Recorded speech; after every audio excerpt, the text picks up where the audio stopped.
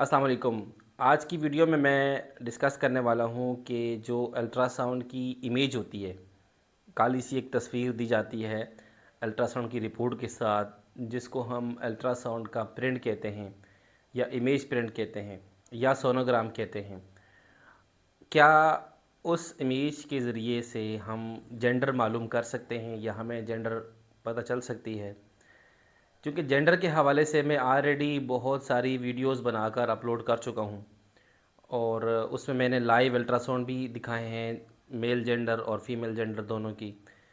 Male baby और female baby के जो सिम्टम्स होते हैं उस पर भी बहुत सारी डिस्कशन हो चुकी है। ऑलरेडी मैं अल्ट्रासाउंड की रिपोर्ट और मेल जेंडर को थोड़ा सा पहले डिफ़ाइन कर चुका हूँ गुज़िश्ता वीडियोज़ में। लेकिन एक चीज़ जो बहुत ज़्यादा रिपीट होती है और बहुत ज़्यादा लोग हमसे सवाल पूछते हैं डेली बेसिस पर, कुछ भी नहीं तो 15 से 20 मैसेजेस आ रहे होते हैं व्हाट्सएप पर, इंस्टाग्राम पर कि जी, या लोग कमेंट कर रहे होते हैं कि ये हमारी तस्वीर आप ले लें अल्ट्रासाउंड की और इसमें देखकर बताएं कोई आइडिया हो सकता है या नहीं हो सकता जेंडर का। क्योंकि वो फ़लाँ यूट्यूबर्स हैं, वो जो ये अल्ट्रासाउंड की काली तस्वीर होती है, अ, इन तस्वीरों पर कुछ हिंट बताते हैं कि ये अगर हिंट होंगे तो मेल जेंडर है और ये होंगे तो फीमेल जेंडर हैं। तो आप ही बताएं।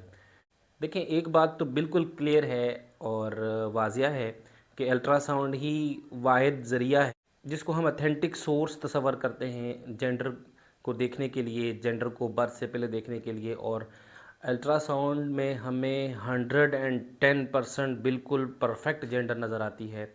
लेकिन उसकी कुछ तरतीब होती है कि आप 18 से 21 हफ्तों के दरमियान अल्ट्रासाउंड करवाएं तो बहुत अच्छे से जेंडर मालूम हो जाएगी, या आपका डॉक्टर एक्सपर्ट हो, आपकी मशीन अच्छी हो जिस पर अल्ट्रासाउंड हो रहा है, वगैरह वगैरह।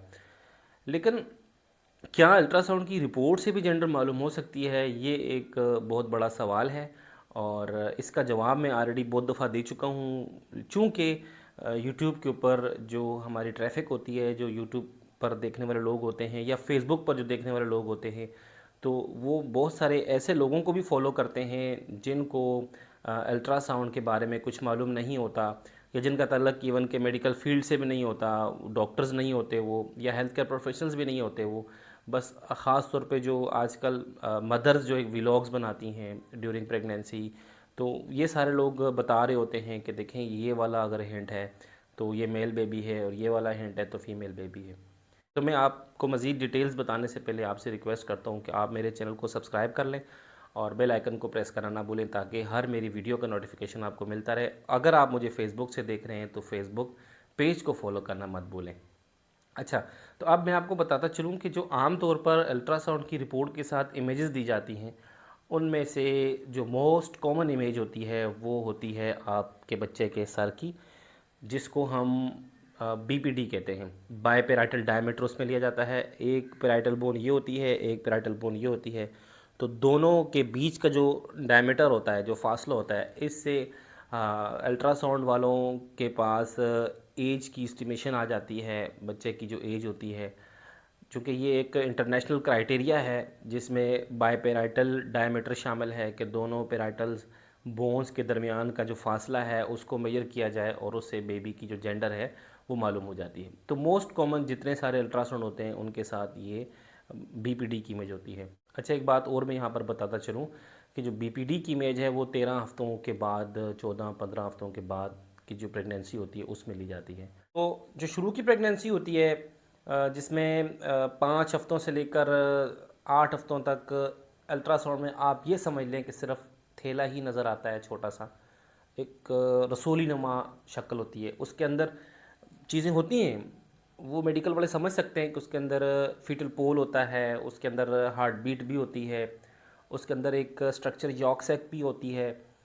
लेकिन आम लोगों के लिए मैं बता रहा हूँ कि आप ये समझें कि एक जस्ट एक थैला होता है, तो उसकी तस्वीर होती है अल्ट्रासाउंड की रिपोर्ट के साथ। फिर 8 हफ्तों से लेकर 12 हफ्तों तक वो जो थैला है उसके अंदर जो फीटल पोल होता है वो मज़ीद डेवलप होकर एक छोटा सा एम्ब्रियो बन जाता है, और यानी कि छोटा सा बच्चा बन जाता है, और वो उसको फिर मेजर किया जाता है और उसको अल्ट्रासाउंड की रिपोर्ट के साथ प्रिंट करके दिया जाता है।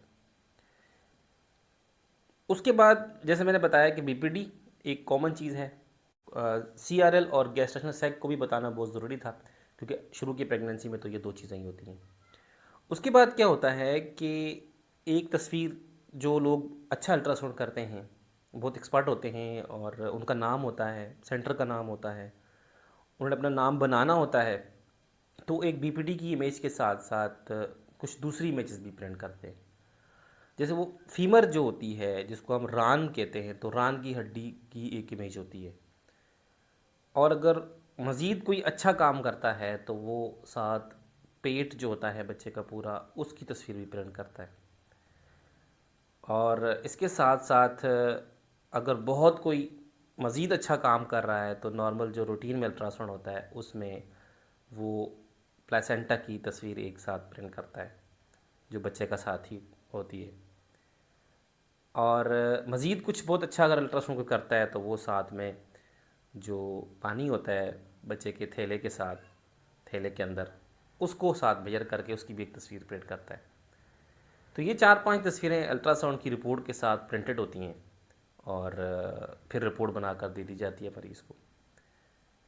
और उस रिपोर्ट को मरीज़ फिर अपने डॉक्टर को या अपने हेल्थ केयर प्रोफेशनल को या अपने फैमिली फिजिशियन को जाके दिखाता है।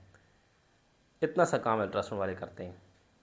हाँ, अलबत्ता जो एनोमली स्कैन होता है, जो ख़ास बच्चे का एनाटमी स्कैन जो होता है जिसमें बच्चे की स्ट्रक्चर पूरी देखी जाती है, तो उसमें हेड टू टो तमाम चीज़ों की ही इमेज प्रिंट करके दी जाती है। लेकिन एक चीज़ जो है उसको प्रिंट करके नहीं दिया जाता, एक ऑर्गन जो होता है उसको प्रिंट करके नहीं दिया जाता, और वो होता है जेंडर का ऑर्गन, जेंडर का एरिया। 100 में से कोई एक आध अल्ट्रासाउंड ऐसा हो सकता है जिसमें अल्ट्रासाउंड करने वाला डॉक्टर जेंडर की इमेज भी प्रिंट करके दे दे, वो भी एनोमली स्कैन के दौरान, रूटीन अल्ट्रासाउंड में कोई नहीं। तो जो ये सारी काली काली तस्वीरें रिपोर्ट के साथ होती हैं, इनमें बिल्कुल भी जेंडर का कोई तस्वर नहीं है। इन तस्वीरों को देखकर कोई एक्सपर्ट से expert radiologist, physician, sonologist, sonographer, कोई आमल बाबा बताए तो बता सकता है, लेकिन कोई भी एक्सपर्ट आदमी ये नहीं बता सकता कि वो जेंडर मेल है या फीमेल। किसी किस्म का कोई साइन नहीं होता, किसी किस्म की कोई राइटिंग नहीं होती, कोई आइडेंटिफिकेशन नहीं होती, कोई 1% भी चांस नहीं होता कि उससे मालूम हो सके कि बेबी बॉय है या बेबी गर्ल है। तो इसलिए जब भी किसी का अल्ट्रासाउंड हो तो उस रिपोर्ट को यहाँ वहाँ शेयर करने के बजाय अपने पास रख लिया करें। आपको लोग मिसगाइड करेंगे, आप मिसगाइड होंगे। मुझे भी अगर आप वो इमेज शेयर करेंगे तो मैं भी, मैंने जैसे बताया कि कोई भी एक्सपर्ट आदमी इन इमेजेस पर नहीं बता सकता कि मेल जेंडर है या फीमेल जेंडर है। क्योंकि देखें, सर, पाँव, पेट, ये सारे ऑर्गन तो एक जैसे होते हैं ना, लड़कों में भी और लड़कियों में भी, तो इसलिए इनसे नहीं पता चलता। हाँ, अलबत्ता अगर आपको ज़्यादा प्रॉब्लम है और आप चाहते हैं कि आपको हर सूरत में जेंडर मालूम हो, तो इस सूरत में फिर आप जब अल्ट्रासाउंड हो रहा हो तो अपने डॉक्टर से रिक्वेस्ट करें कि वो आपको बता दे कि मेल जेंडर है या फीमेल जेंडर है। वीडियो पसंद आई हो तो वीडियो को लाइक ज़रूर कर दीजिएगा और शेयर करना मत भूलिएगा। और ख़ुदा के लिए आप रिपोर्ट ज़रूर भेजा करें हमें, लेकिन ये बात आप जहन में रखें कि उस रिपोर्ट से जेंडर का बिल्कुल भी कोई वास्ता नहीं, हम नहीं बता सकते। Thanks for watching. अल्लाह हाफिज़।